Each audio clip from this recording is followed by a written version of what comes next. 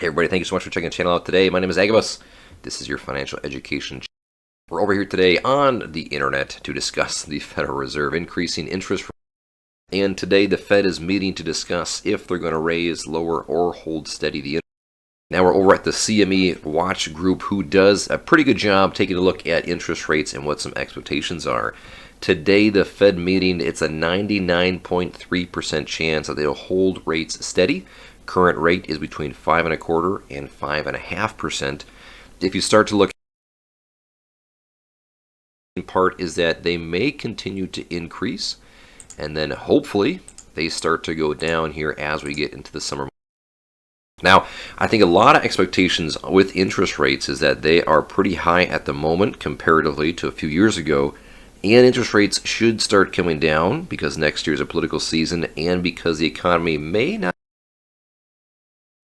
However, over at Zero Hedge, there's an interesting interview with Jim Grant talking a bit about gold and about interest rates and the bear market that bonds are in.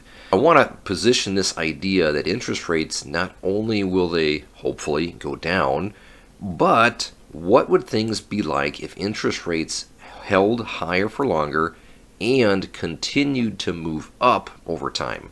The article Jim Grant discusses the history of bond markets, where bond markets tend to have a very large 20-year cycle. Predictions, and I'm starting to agree more and more with them, is that the bond bear market is here, and it may continue longer than most people expect. Credit's previous cycles, he'll look at these cycles are 20 years or so, and the last time that they peaked, or last time the bear market cycle ended, was under Reagan in 1981. In 1981, President Reagan had a air traffic controller union threaten strike. They striked anyway. President Reagan fired all the controllers, hired new ones, and Jim Grant thought that this was a turning point in the cycle where interest rates then started coming down after that. Compares it to Joe Biden crossing the picket line in Detroit and saying that we are now in the new cycle where interest rates will continuously move up and we will now be in a further bear market. And I think that's a very interesting way to consider the markets and consider your investment or economic outlook is, what if interest rates continue to go up 0.25%, 0.5%, 1% a year for the next couple of years as this inflation starts to come down? That would dramatically change people's outlook on how they save, invest, and spend their money.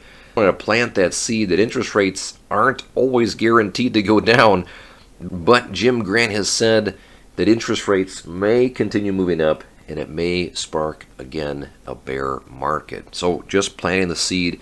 I think it'd be interesting to see what takes place today. I think that they'll hold. I'm going to go with the CME Fed Watch tool, but the next decision is coming up in December here.